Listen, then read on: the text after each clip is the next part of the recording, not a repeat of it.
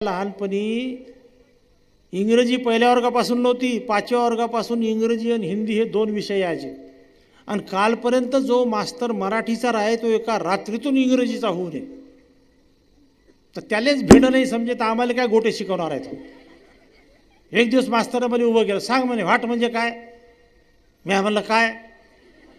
मास्तर म्हणे मॅड आहे का मी, तू सरळ सरळ सांग म्हणे व्हाट म्हणजे काय. मी म्हणलं काय. मास्तर म्हणे बयाळ्या 8 दिवसापासून तुला सांगून राहिलो का WHAT व्हाट म्हणजे काय.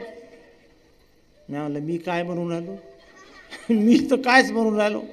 असा काय काय करणारा पोट्टा त्या अमरावतीच्या गव्हर्नमेंट पॉलिटेक्निकमध्ये गेला. तिथं इंग्रजी मीडियम. आम्हाला इंजिनिअरिंग ड्राइंग शिकवाले देशपांडे सर होते. ते इंग्रजीचे एवढे भोगते का ते मराठीचा शब्द नाही वापरे.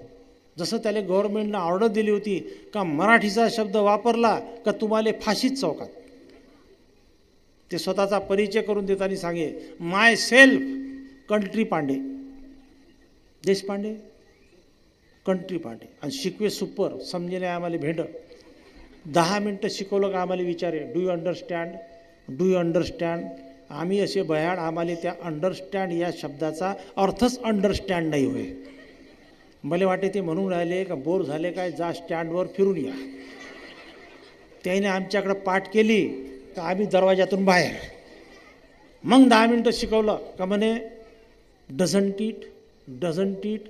त्याचा खरा अर्थ आहे का तुम्हाला समजलं काय बा, तुमच्या लक्षात आलं काय. पण आम्ही हॉस्टेलचे पोट्टे, आम्ही दिवसभर उपाशी. 9:30 वाजता जेवलो का रात्री 8 वाजताच जेवण. मला वाटे ते म्हणून राहिले जेवून आले का स्वयंपाक सांगा लागते. या टिवल्या बावल्यात 2 वर्ष निघून गेले, 72 ते 74. मी एकाही सेमिस्टरच्या एकाही विषयात पास नाही झालो.